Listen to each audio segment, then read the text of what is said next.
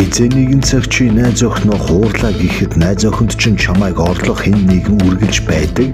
За байдаггүй маа гэхэд өөр орлон тоглогчийг хүлээж авах орон зай бий болдог. Ер нь эмэгтэй хүн ганцаараа байхыг хүссэндээ чамаас салаад байгаа юм биш. Цаана нь дахиад өөр хаалга нээлттэй өөр боломж бололцоо харагдсан учраас явж байгаа нь тэр эрчүүд эмэгтэйчүүдийг эхэлж харилцаагаа дуусгачаа дараа шинэ харилцаагаа эрен хайдаг гэж ойлгодог.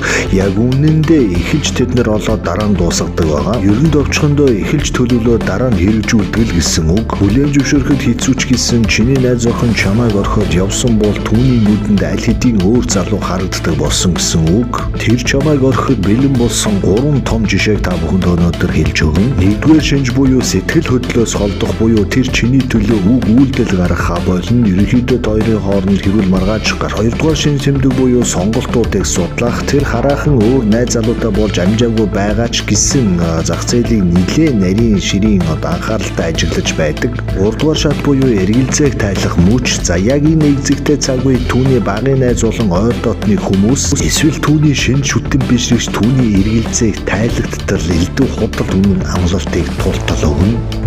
Эдгээр шин тэмдгүүл идэрч байгаа найз охиндоо элдв янзын үг хэлж хоёр дахь боломж олгооч би чамгүйгээр амьдрч чадахгүй энэ төр гэсэн үг хэлээд ямар ч нэмэр байхгүй угаасаа тэр эмэгтэй өөр нэг өөрийнхөө зүрх сэтгэл байрлуулсан учраас чамд одоо орон зай байхгүй. Харин чи эдгээр зүйлийг ойлгохгүй явсаар байгаад өөрөө эмгэнэлтэй инээдтэй байдалд унаж байгаа нь.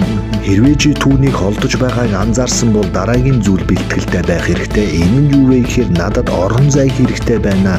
Чамд надаас илүү сайн бүсгүй олдно гэдэг үг байх болно.